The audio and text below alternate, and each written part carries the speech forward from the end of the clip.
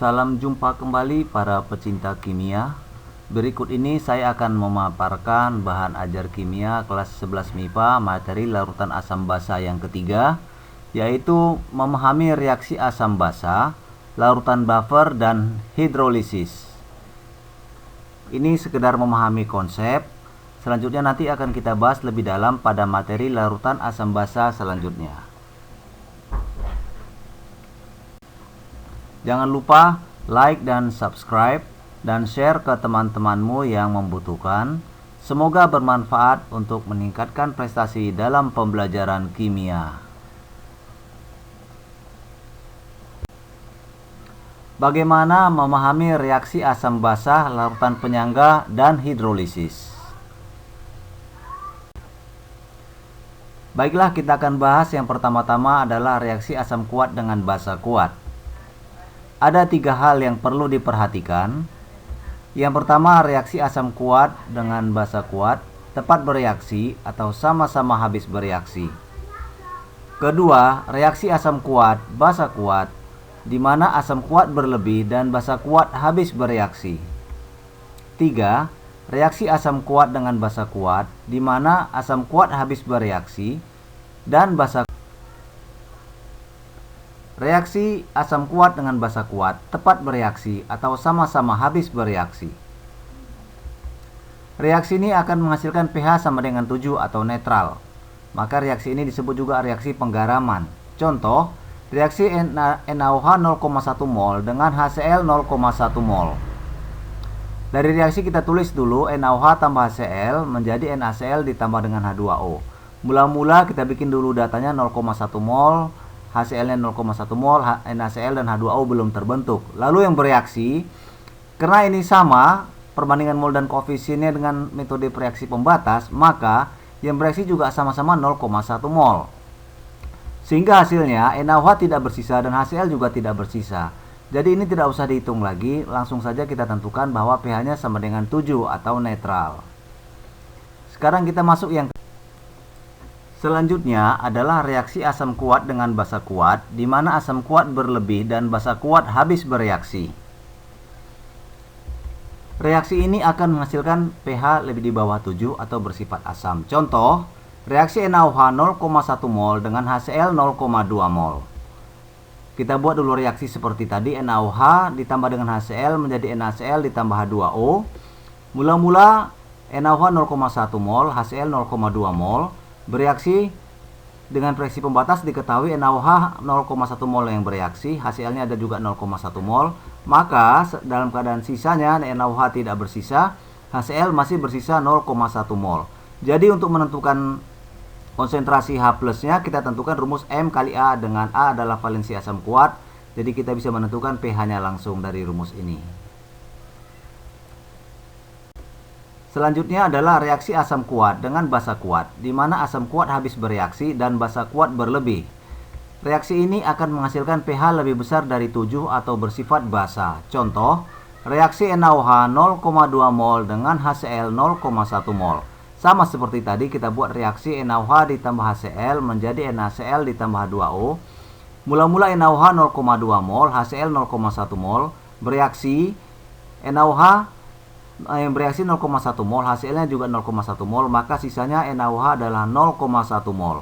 Jadi dari sini kita bisa menentukan pH-nya dengan menggunakan NaOH, yaitu OH- sama dengan M kali B, dengan B adalah valensi basa kuat. Jadi kita bisa menentukan pOH sama dengan min log OH- dari rumus ini. Bagaimana memahami reaksi asam basa, larutan penyangga, dan hidrolisis?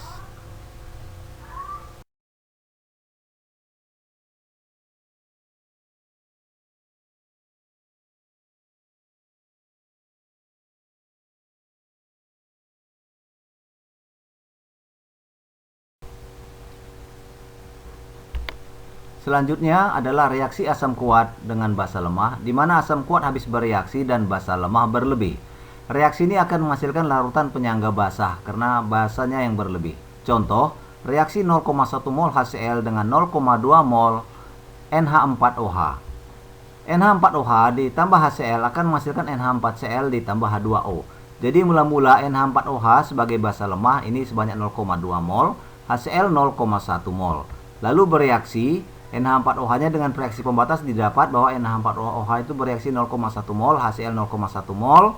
Maka sisanya adalah NH4OH 0,1 mol dan HCl habis bereaksi atau 0. Jadi dari sini kita bisa menentukan bahwa NH4OH sebagai B-nya konsentrasi basa dan NH4Cl itu sebagai konsentrasi garamnya 0,1 mol.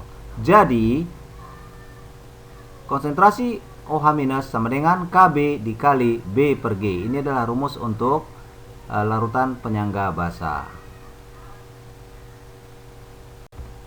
Selanjutnya reaksi asam lemah dengan basa kuat, di mana asam lemah yang berlebih dan basa kuat habis bereaksi. Reaksi ini akan menghasilkan larutan penyangga asam. Contoh, reaksi 0,2 mol asam cuka, asam asetat CH3COH dengan 0,1 mol NaOH. Kita buat dulu reaksinya. NaOH ditambah CH3COH menjadi NaCH3COO ditambah H2O. Jadi mula-mula NaOH-nya 0,1 mol, CH3COH-nya 0,2 mol. Lalu yang bereaksi NaOH-nya 0,1, CH3COH-nya 0,1 dengan metode reaksi pembatas, maka didapat sisanya NaOH habis 0, CH3COH 0,1 mol.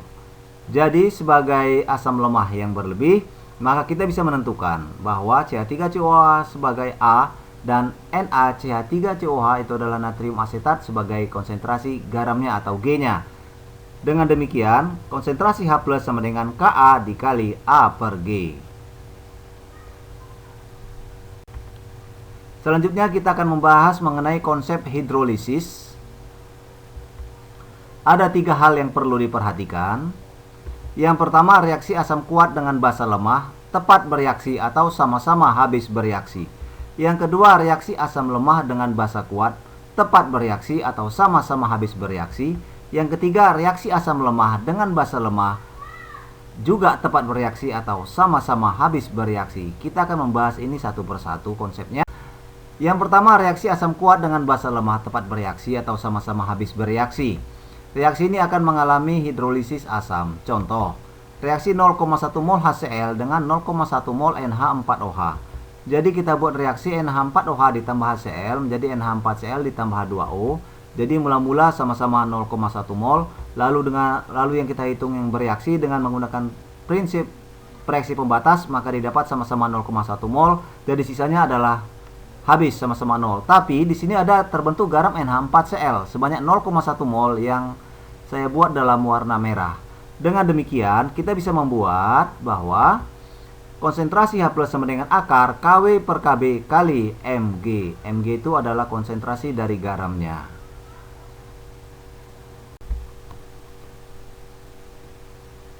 Berikutnya adalah reaksi asam lemah dengan basa kuat yang tepat bereaksi atau sama-sama habis bereaksi. Reaksi ini akan mengalami hidrolisis basa. Contoh, reaksi 0,1 mol asam asetat CH3COH dengan 0,1 mol NaOH, natrium hidroksida. Jadi pertama-tama dibuat dulu reaksinya. NaOH ditambah CH3COH menjadi NaCH3COO ditambah H2O. Jadi mula-mula NaOH-nya 0,1 mol, CH3COH-nya 0,1 mol. Lalu yang bereaksi NaOH 0,1 mol, CH3COH-nya 0,1 mol, sama-sama habis dengan menggunakan prinsip reaksi pembatas ya. Jadi di sini kedua reaksi itu sudah habis NaOH baik asam asetatnya. Tapi di sini terbentuk garam NaCH3COO yaitu sebanyak 0,1 mol. Dengan demikian kita bisa menentukan, mengingat bahwa ini adalah NaOH itu basa kuat, maka konsentrasi OH- sama dengan akar Kw per Ka dikali Mg, di mana Mg itu adalah konsentrasi garamnya. Kita bisa membagi dengan mol per volumenya. Yang terakhir adalah reaksi asam lemah dengan basa lemah, yang juga sama-sama tepat bereaksi atau sama-sama habis bereaksi. Reaksi akan mengalami hidrolisis total. Contoh, reaksi 0,1 mol asam asetat CH3COH dengan 0,1 mol NH4OH, amonium hidroksida. Jadi dibuat reaksi NH4OH ditambah CH3COH akan menjadi NH4CH3COO ditambah dengan H2O. Jadi mula-mula sama-sama 0,1 mol. Lalu dengan reaksi pembatas kita tentukan bahwa yang bereaksi juga sama-sama 0,1 mol, maka keduanya adalah sama-sama habis. Jadi, di sini bisa ditentukan bahwa konsentrasi H+ sama dengan akar KW per KB dikali Ka. Demikianlah konsep mengenai reaksi asam kuat basa kuat dan hidrolisis dan larutan penyangga. Semoga ini bermanfaat untuk memahami konsep-konsep selanjutnya. Terima kasih. Wassalam.